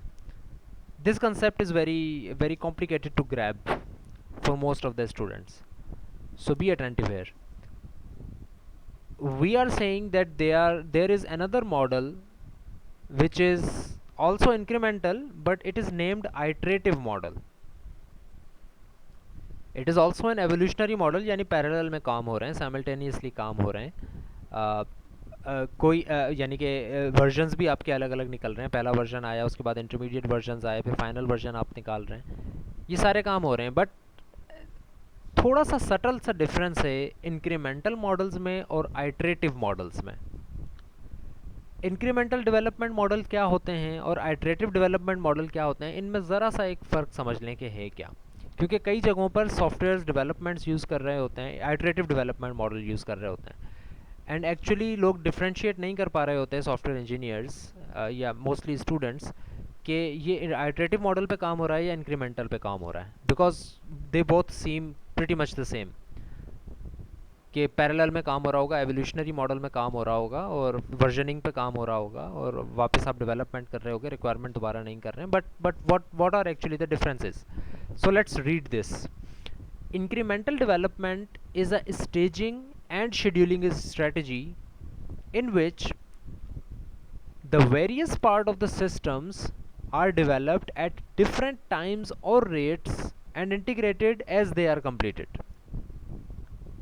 Incremental model के अंदर आपने एक सॉफ्टवेयर बनाया और उसके जो डिफरेंट पार्ट्स हैं वो आप डिफरेंट टाइम्स के ऊपर ऐड करते जा रहे हो। यानी कि जिस तरह से मैंने अभी कहा था ना थोड़ी देर पहले जब हम एडवांटेज पढ़ रहे थे इसका, कि आपने देखा कि यूज़र को क्या चाहिए, आपने पहले वो चीज़ बनाकर दे दी। आपने यूआई पे ज़्यादा ध्यान नहीं दिया, आपने यूआई को टेस्ट भी नहीं किया, आपने यूआई को डिज़ाइन भी ज़्यादा अच्छा नहीं किया, आपने बैकग्राउंड डेटाबेस को ज़्यादा अच्छा डिज़ाइन नहीं किया, आपने कुछ चीज़ें हैं जिनको सही से डिज़ाइन नहीं किया, लेकिन यूज़र ने जो काम आपसे मांगा था आपने उसको वो करके दे दिया, बाकी उसकी बेहतरी के लिए आपने काम बाद में किया, यानी कि डिफरेंट टाइम ऑफ वर्क पे किया। This is incremental model. The alternative to incremental model is to develop the entire system with a big bang integration at the end, which we do not do in incremental model. Incremental model के अंदर हम सिर्फ एक ही दफ़ा integration नहीं करते, हम पहले इंटीग्रेशन करते हैं, रिलीज़ कर देते हैं, फिर उसके बाद चेंजेस करते हैं, फिर इंटीग्रेशन करते हैं, फिर रिलीज़ करते हैं, फिर उसके बाद दोबारा चेंजेस करते हैं, इंटीग्रेशन करते हैं, फिर रिलीज़ करते हैं। These are some of the things that are going into incremental model. Now let's understand how iterative development model is different than incremental model. Iterative development is a rework scheduling strategy. It does not involve multiple stages. It is a rework scheduling strategy in which time is set aside to revise and improve parts of the system. Iterative model में हम remove add नहीं करते हैं कोई नई चीज़, बल्कि जो काम आप पहले से कर चुके होते हैं उनको चेंज या अपडेट करते हैं। इंक्रीमेंटल के अंदर ऐसा हो सकता है कि आपने यूआई को सिर्फ हल्का फुल्का डिज़ाइन किया और दे दिया हो, एक एग्जांपल मैं दे रहा हूँ आपको, और आपने असल काम उसको करके दिखा दिया, और इंक्रीमेंटल में आप बाकी चीज़ें बाद में ऐड करते रहे। यानी कि आपने एक्सेप्शन हैंडलिंग बाद में ऐड की, यानी कि आपने यूआई में कलर्स बाद में ऐड किए, यानी कि आपने उसमें डेटाबेस बाद में ऐड किया। पहले आप एक्सेस पे काम कर रहे थे, फिर आपने उसको सीक्वल पे बाद में शिफ्ट किया। ये काम आप इंक्रीमेंटल में कर सकते हैं, लेकिन आइटरेटिव में आप सारे काम एक साथ करेंगे, लेकिन बाद में अगले वर्जन्स में आप उन्हीं कामों को बेहतर करेंगे। आप कोई नई चीज़ ऐड नहीं करेंगे, उसमें कोई नया फेज़ ऐड नहीं करेंगे। सो अगर इस टेबल को आप देखें तो जो दो डिफरेंस आपको नज़र आ रहे हैं, ऊपर वाली दो चीज़ें डिफरेंट है, नीचे जो तीसरी चीज़ है that is pretty much the same. The first thing is iterative model के अंदर आप एक्चुअली बात कर रहे होते हैं चेंज की। कोई चीज़ ऐड नहीं करते आप, कोई चीज़ नई ऐड नहीं करते, लेकिन बेहतर बनाते हैं। आप आइटरेटिव में चेंज करते हैं चीज़ों को, जो काम हो रहा होता है वही काम होता है, लेकिन थोड़ा बेहतर करते हैं उसको। बट इंक्रीमेंटल में आप कुछ चीज़ें ऐड करते हैं। आपने एक डेटाबेस पीछे ऐड नहीं किया हुआ था, आपने फ़िलहाल यूज़र को दिखा दिया था कि काम हो रहा है, पीछे डेटाबेस नहीं है, सिर्फ वो रन टाइम के ऊपर वो चीज़ें ऐड करता जा रहा है। लेकिन इंक्रीमेंट के अंदर आपने डेटाबेस ऐड किया, पीछे जाके आपने एक पूरा फेज़ दूसरा ऐड किया, फिर आपने इंटीग्रेशन दोबारा की। इसी तरह आइटरेटिव को अगर हम देखें तो it repeats the same section of work. वही काम जो आपने पहले किया था वही काम आप दोबारा कर रहे होते हैं विद सम चेंजेस। बिल्कुल एग्जैक्ट सेम काम कर रहे होते हैं, कुछ बेहतर तरीक़ेकार के साथ, कुछ बेहतर मेथडोलॉजीज़ के साथ।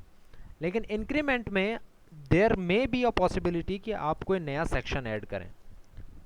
कोई, जिस तरह से मैंने डेटाबेस की एग्जांपल लिया, आपने डेटाबेस नया ऐड किया और नया ऐड करके के बाद आपने दोबारा इंटीग्रेशन की।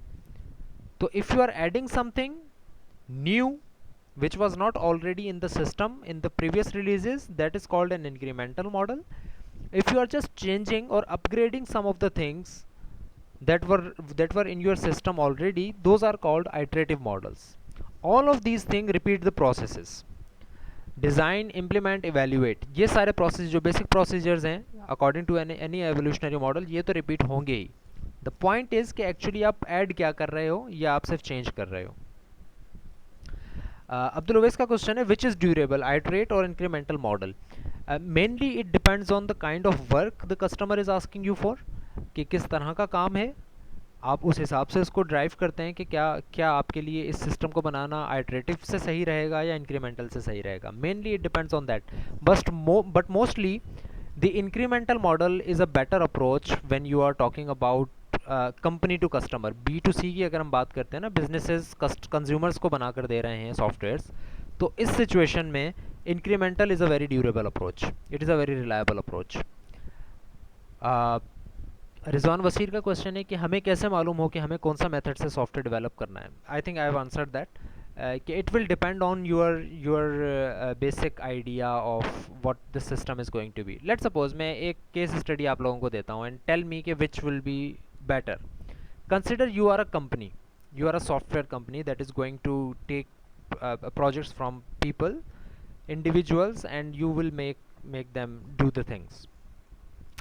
फॉर एग्ज़ाम्पल मैं आपको ये कहता हूँ, सब स्टूडेंट्स से मेरा ये सवाल है कि मुझे एक वेबसाइट डेवलप करनी है और उस वेबसाइट के ऊपर ऐसा होना चाहिए कि लोग अपनी आईडी बनाएं और उनके साथ कम्युनिकेट कर रहे हो, एक दूसरे के साथ कम्युनिकेट कर रहे हो.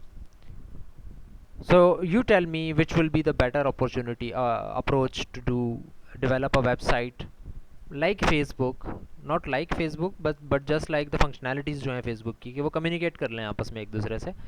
That is my requirement, कि एक website हो और users आके उसमें एक दूसरे से communicate कर सकें. That's it. So इसके लिए कौन सा मॉडल बेहतर रहेगा, iterative या incremental?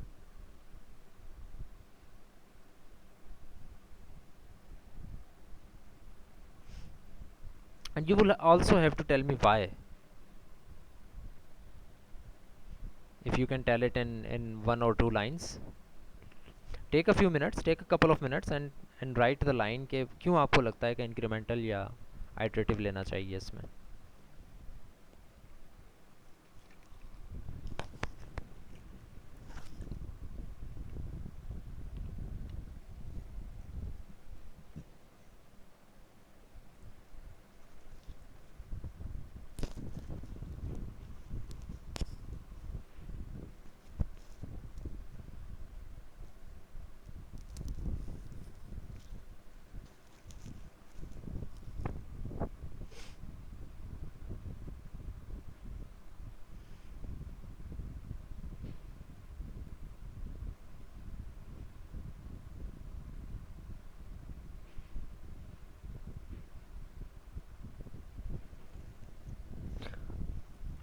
Right.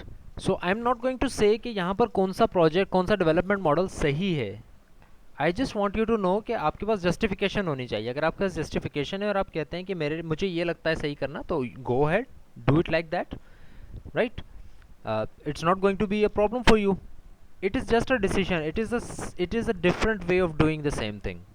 So it depends on the project and your approach कि आप क्या करना चाहते हैं. For example, ज़्यादातर स्टूडेंट्स का कहना यहाँ पर यही है कि you will use incremental model because जो बेसिक यूज़र ने हमें कहा है कि कम्युनिकेशन होनी चाहिए वो हम कर देंगे, बाकी डेटाबेसेस हम बाद में कर देंगे उसको ऐड, या उसके अलावा वेबसाइट की कलरिंग वगैरह अच्छी करनी है या उसको बड़े सर्वर पर लेकर जाना है वो हम बाद में कर देंगे जिस तरह यूज़र्स आते जाएंगे. लेकिन ये है कि हम इंक्रीमेंटल मॉडल यूज़ करेंगे, तो हम पहला बेसिक काम करके दिखा देंगे, उसके बाद बाकी काम आगे चल के करते जाएंगे. अब इसी तरह एक मेरे पास डिफरेंट ऑप्शन आया था. सैयद मोहम्मद शाह की अप्रोच है, वो ये कह रहे हैं कि आइटरेटिव मॉडल हम कर लेंगे डेटाबेस के साथ. फर्स्ट अप्रोच मेरी यही रहेगी कि हम डेटाबेस भी इंप्लीमेंट कर देंगे, सारी चीज़ें लगा देंगे, हम आइटरेटिव मॉडल रखेंगे, फिर उसको बेहतर बनाते रहेंगे. So like I said, it depends on the project and it depends on your thing. It's just another way of going towards the same location. Okay. Right. Shahzeb का भी जवाब थोड़ा सा सही है. I am not going to address that but okay. Now let's consider another example. What if I'm not running a website to communicate with each other? How about I am not an individual, I am a bank, and I want you to develop an internet banking system for me, जिसके अंदर funds transfer भी होंगे, जिसके अंदर users जो हैं वो पैसे निकाल भी सकेंगे, ट्रांसफ़र कर सकेंगे, रिमूव कर सकेंगे, सबमिट करवा सकेंगे. लेट्स सपोज ये सारे फंक्शनैलिटीज़ उसमें होनी चाहिए. Now which will be the better opportunity thing to do, incremental or iterative? Rizwan Waseer, मैं क्वेश्चन समझा नहीं, कैसे अप्लाई करेंगे? What do you mean by that?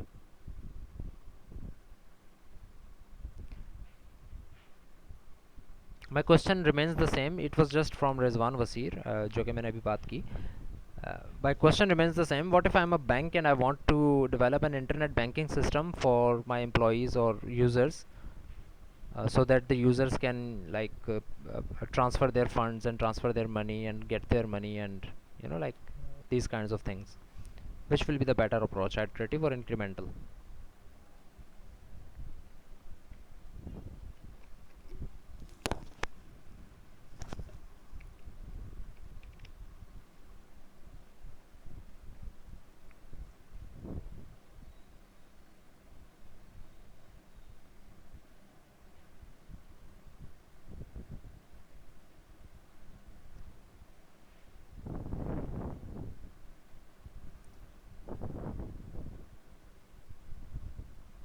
Okay, Sayyid Mohammad Shah is saying incremental model will be better for it because it's easy to update.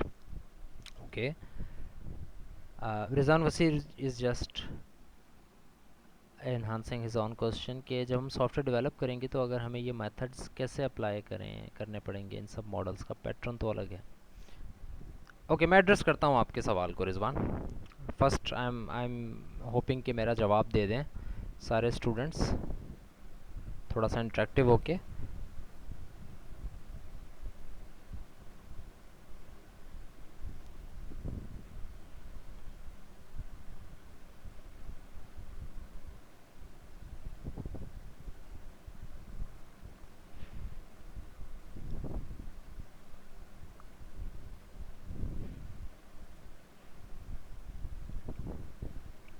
Yes class, where is everyone? A few students have replied only.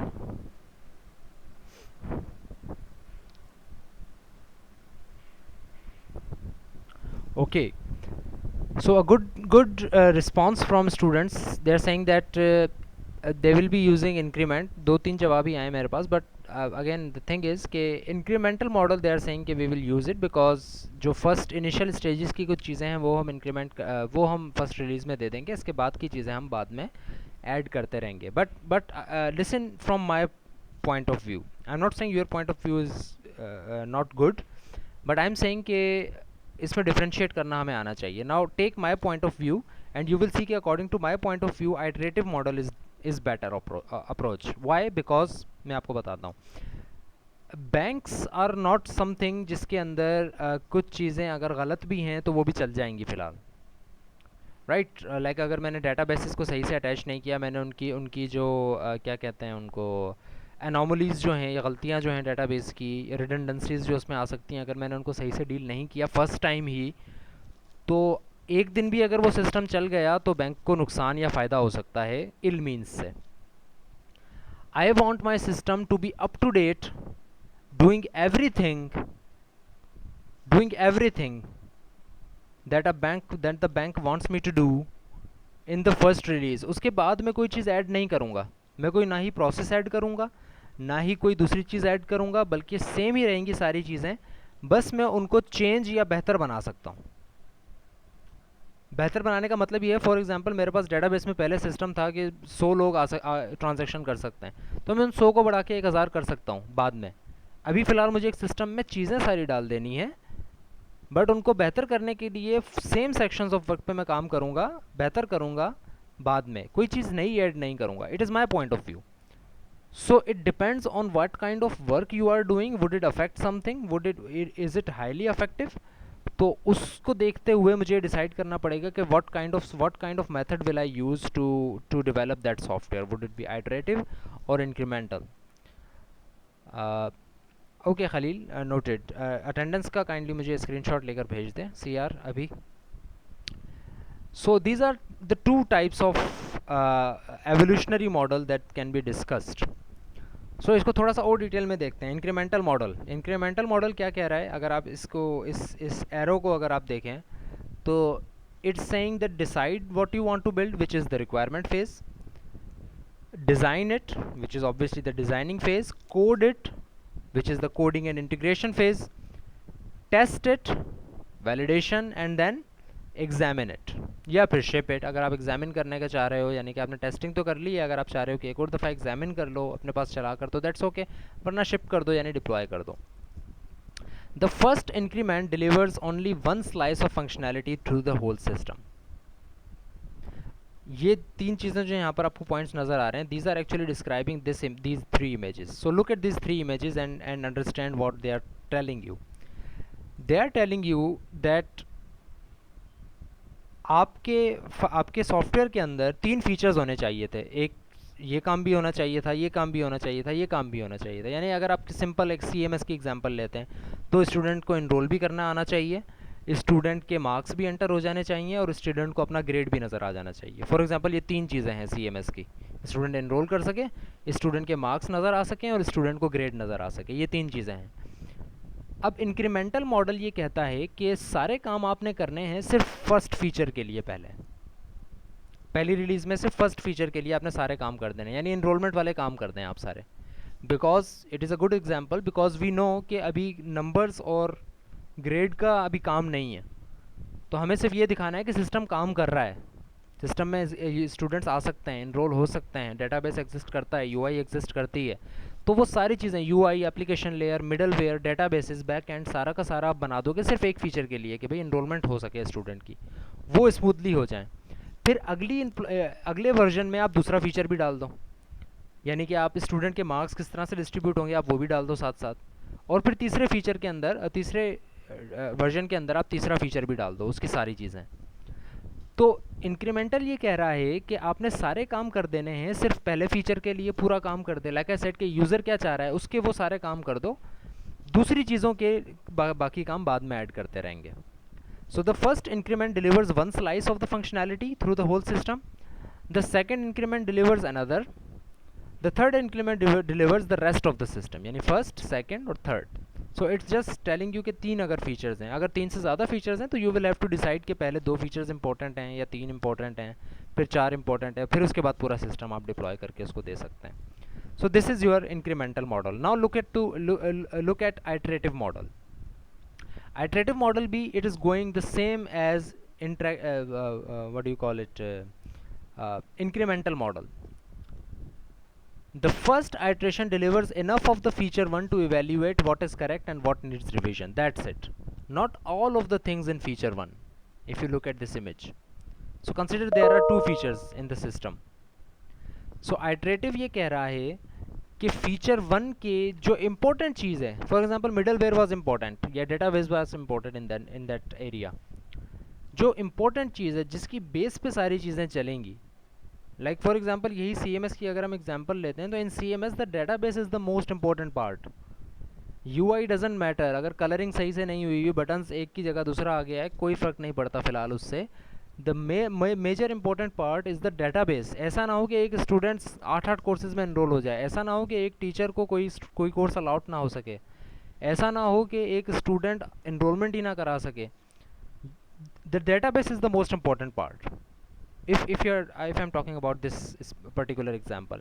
So if the feature 1, iterative ये कहता है कि feature 1 के अंदर पहले देखें कौन सी चीज़ important है, पहले उस पर काम करें, उसके बाद फिर देखें कि दूसरी क्या इंपॉर्टेंट चीज़ है, सेकंड प्रायोरिटी किस चीज़ की है. एक ही फीचर पे काम हो रहा है, दूसरी प्रायोरिटी किसकी है, फिर तीसरी पे देखें क्या फीचर, कौन सा फीचर आना चाहिए. जब एक फीचर आपका पूरा हो जाए इसका मतलब है कि आपने एक आइट्रेशन पूरी कर ली, एक फीचर पूरा हो गया आपका, आपने डिप्लॉय कर दिया, फिर उसके बाद दोबारा आपने यही काम किया फीचर 2 के लिए, फिर आपने इसके बाद दोबारा ये काम किया जितने भी आपके फीचर्स हैं उन सब के लिए.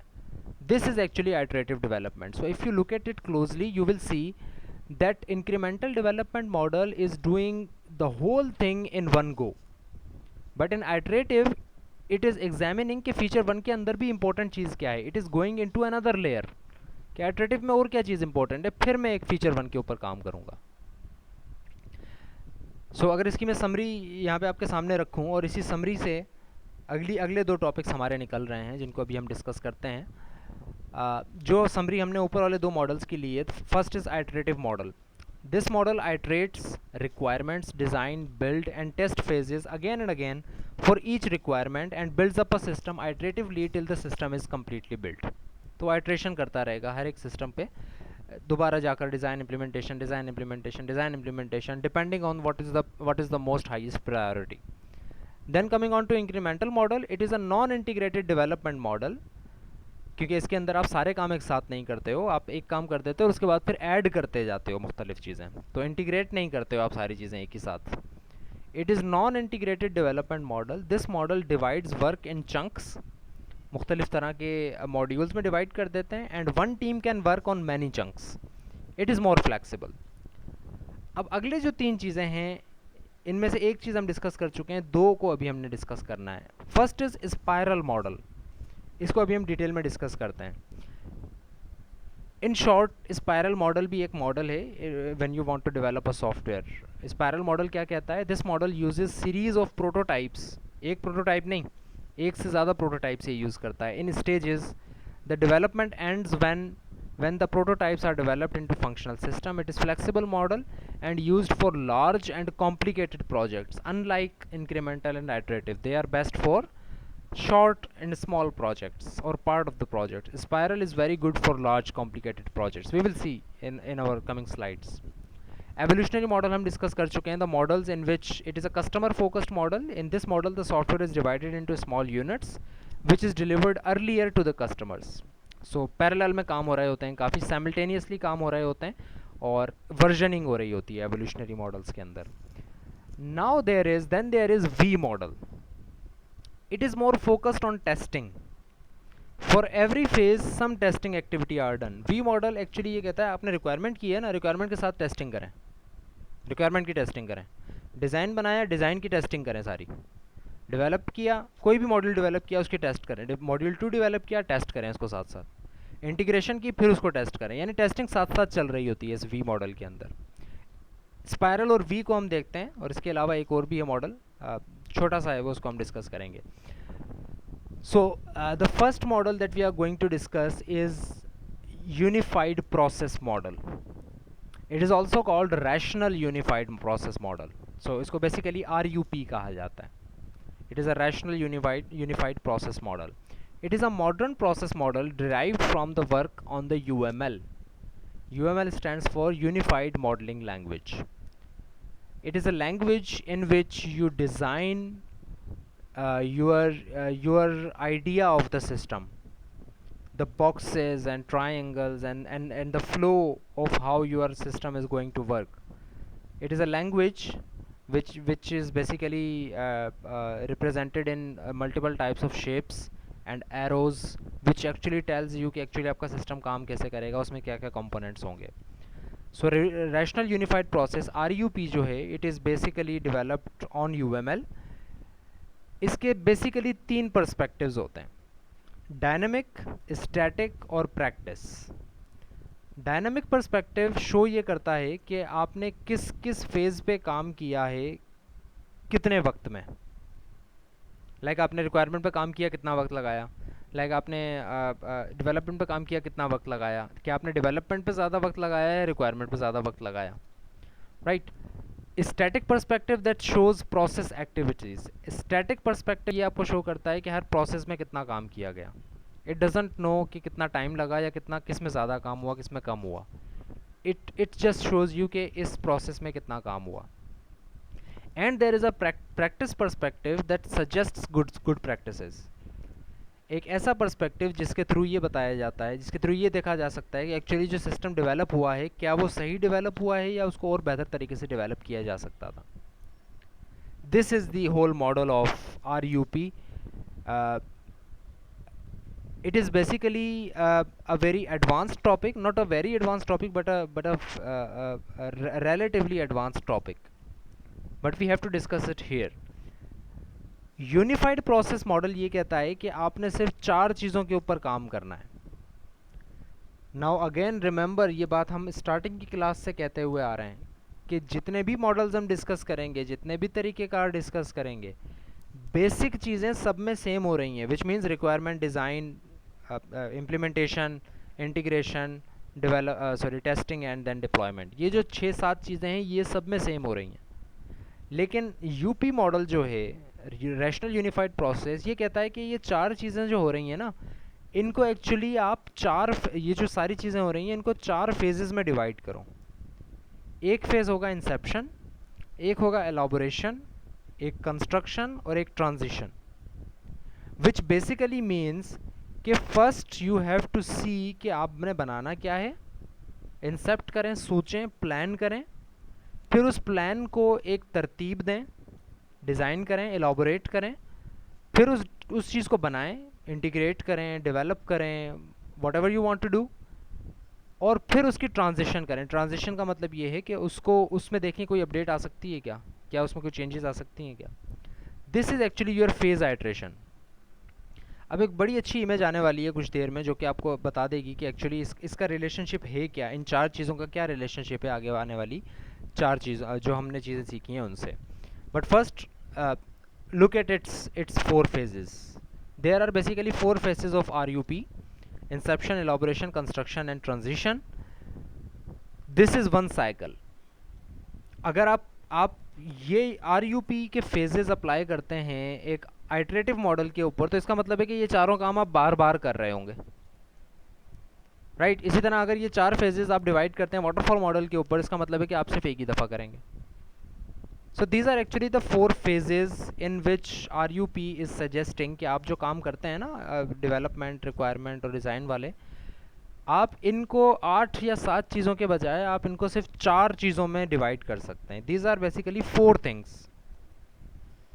So if I'm to tell you in a very simple sense, तो RUP model is not telling you कि आपने क्या काम किस तरह करना है. It is just telling you कि आप जो सारे काम करते हैं वो सारे काम बेसिकली 8 या 9 या 7 काम नहीं है, वो 4 काम है बेसिकली. और वो 4 काम क्या हैं? सबसे पहला Inception. What does it do? Establish the business care for the system, which basically means requirement. कि एक्चुअली आपका जो सिस्टम काम करेगा, जो बिजनेस करेगा, आपका सिस्टम लेन देन जो कर रहा होगा, वो एक्चुअली किस तरह करेगा. What is your inception. Then there is elaboration, which is basically the requirement collection and requirement gathering. Develop an understanding of the problem domain and the system architecture. यानी कि आपको ये पता तो लग गया इंसेप्शन में कि आपका सिस्टम काम क्या करेगा.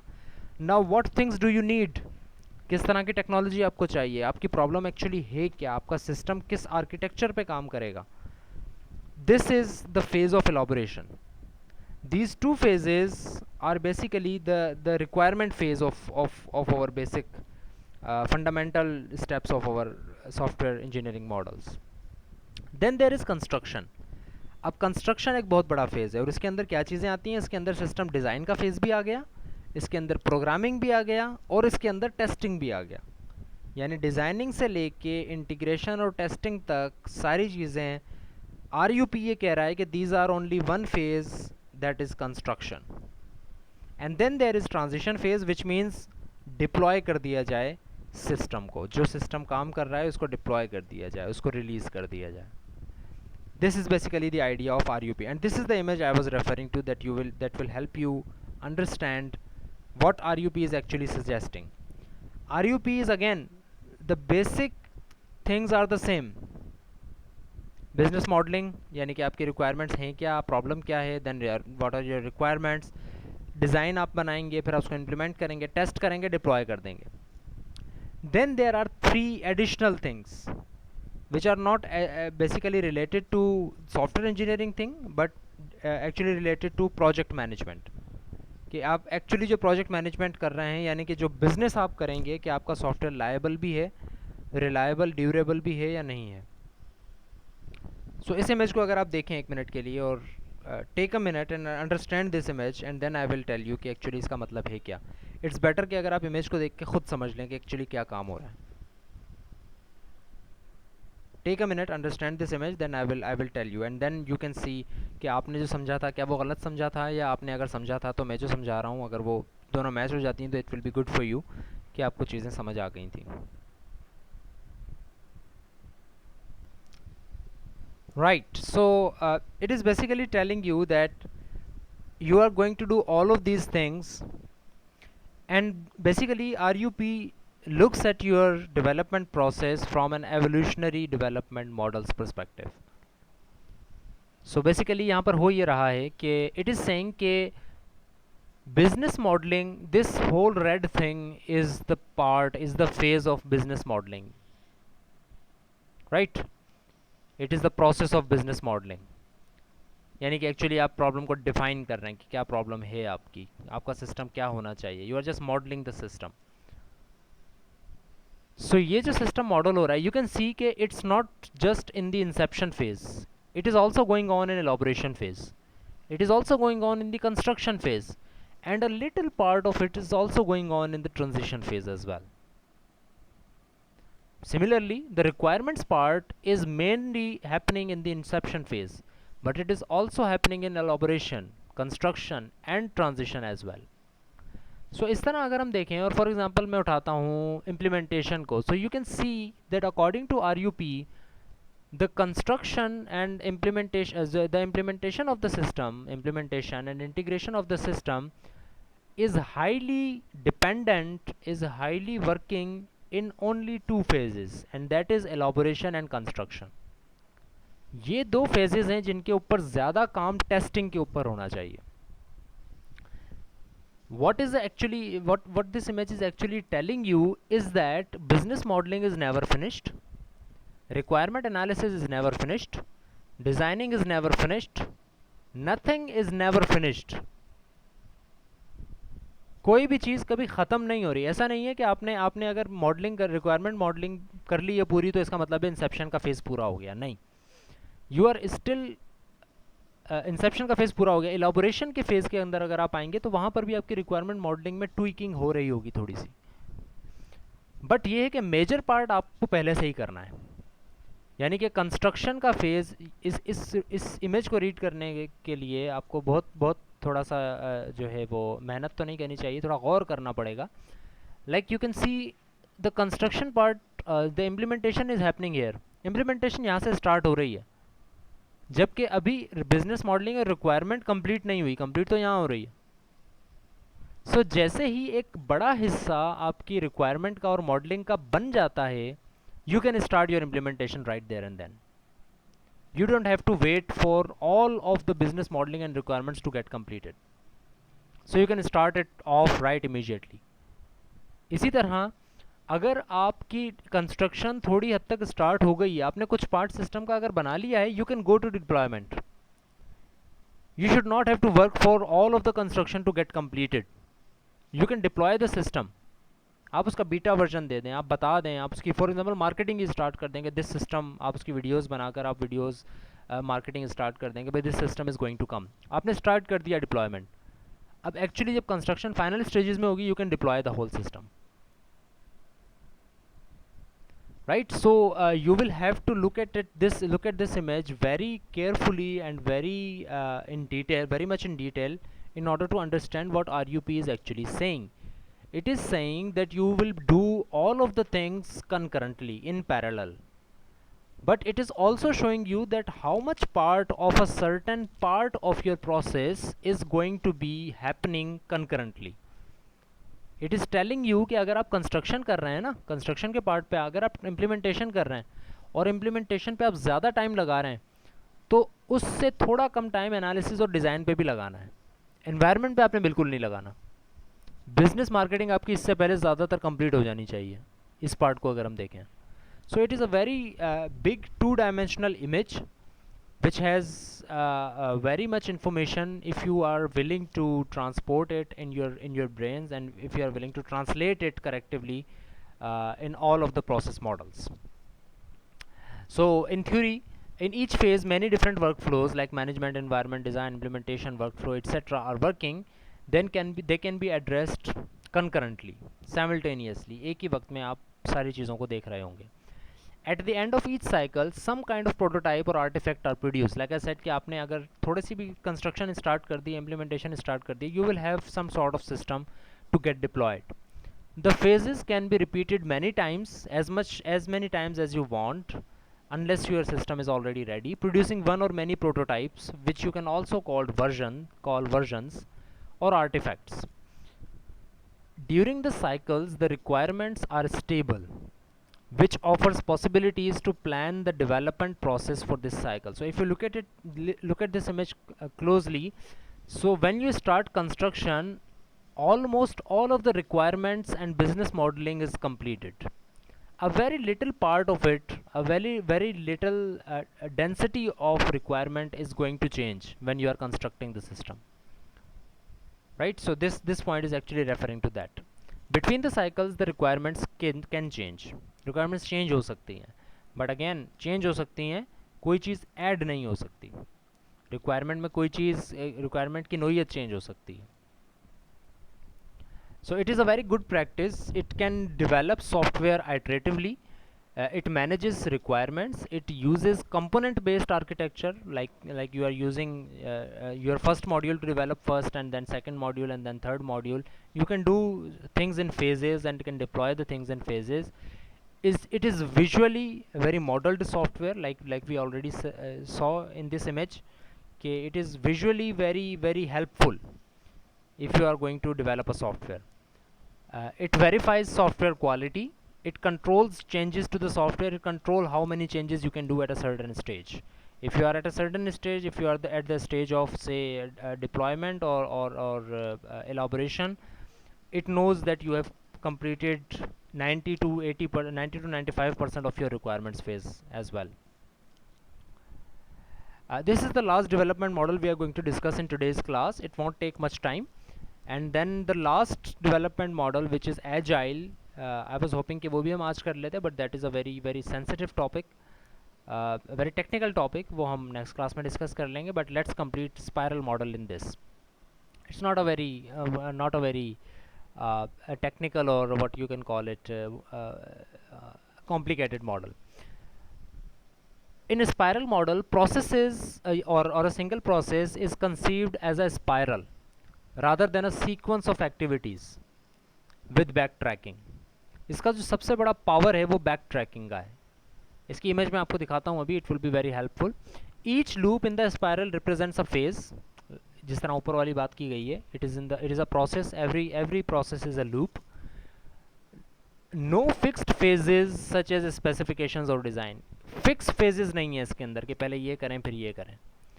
Loops in the spiral are chosen depending on what is required. क्या चीज़ पहले require है, पहले उसका loop आप complete कर लें. Risks are explicitly assessed and resolved throughout the process. Throughout the process concurrently risks आते रहते हैं, problems आती रहती हैं, उसको assess भी कर सकते हैं और आप resolve भी कर सकते हैं. This is the model. Specific objectives for the phases are identified. I don't know if I can zoom it in here. थोड़ा सा. Yes. Good.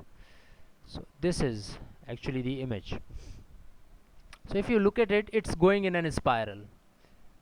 One loop, then second loop, then third loop, then fourth loop. और इस तरह एक spiral में ये चीज़ चल रही है, like a Fibonacci series. So what is it saying? If you look at the innermost cycle, it's basically related to requirement and risk analysis. ठीक है.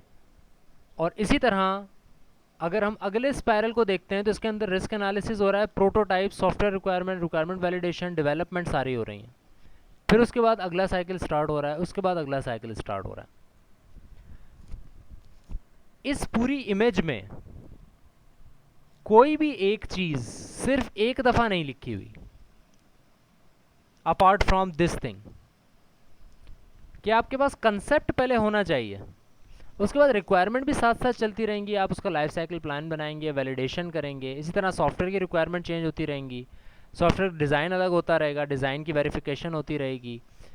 All of these things are going in an spiral. और अगर आप इन lines को सबसे पहले देख लें, it is the Y axis and it is your X axis. This is your cumulative cost which is going in this direction, and this is the review. We will discuss more of this in the next class. I'm not saying कि हम ये सारी चीज़ें आज ही समझ रहे हैं, but let's have a basic idea कि what is it telling you. So it has 4 quadrants, 1 2 3 4, like any xy axis. This quadrant is dealing with objective settings. This quadrant is dealing with risk assessment and reduction. Risk की analysis हो रही है. This quadrant is dealing with development and validation, and this quadrant is dealing with planning. So इसी तरह अगर आप देखोगे इस ये quadrant अगर planning का है तो इसके अंदर आपको सिर्फ ये 3 चीज़ें नज़र आ रही हैं.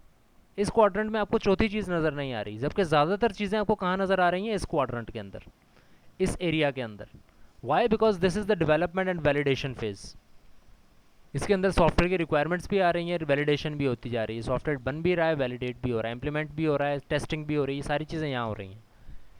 यहाँ पर सिर्फ रिस्क असेस किया जा रहा है कि सिस्टम अगर बनाया जाएगा तो उसके अंदर क्या क्या नुकसानात आ सकते हैं. यहाँ पर प्रोटोटाइप्स बन रही हैं, रिस्क एनालाइज हो रहा है, और फिर आखिर में आखिरी स्पायरल में आके ऑपरेशनल प्रोटोटाइप आ रहा है. सो अगर हम पहले स्पायरल को देखें तो इसके अंदर चारों क्वाड्रेंट में पहले में रिक्वायरमेंट साइकिल का लाइफ प्लान बन रहा है, ऑब्जेक्टिव सेटिंग में रिस्क एनालिसिस, प्रोटोटाइप और कंसेप्ट ऑफ ऑपरेशन हो रहा है. इसके बाद दूसरे अगर में आते हैं तो इसके अंदर भी आप ये देख रहे हैं कि ये सारे काम हो रहे हैं.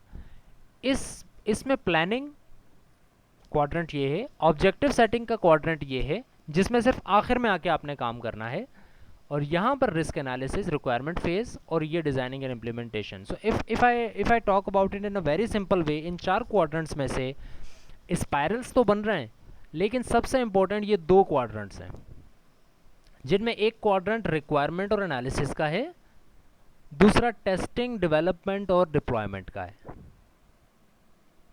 This is the basic thing. इसी प्रोटोटाइप को, इसी स्पायरल को हम नेक्स्ट क्लास के अंदर भी डिस्कस करेंगे. आई थिंक यहाँ पर हम क्लास फिनिश कर देते हैं. If you have any questions, any queries, next class के अंदर हम जब ये टॉपिक स्टार्ट करेंगे तो we will finish this lecture off and we might start another lecture as well. So understand all of these things that we have discussed in today's class and in last week's class as well. I'm still waiting for the questions or comments or any issue that you might want to discuss, and we will dismiss the class then.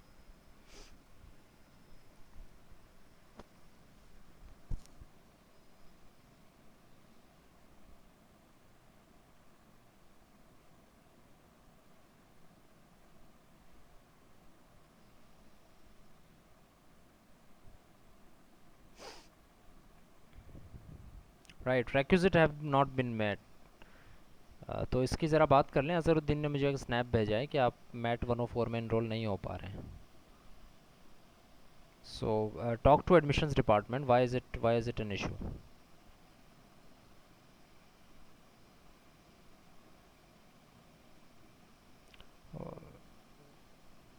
Talk to admissions department. This is not the responsibility of teacher. आपने खुद जाकर admission department से ये काम करवाना है.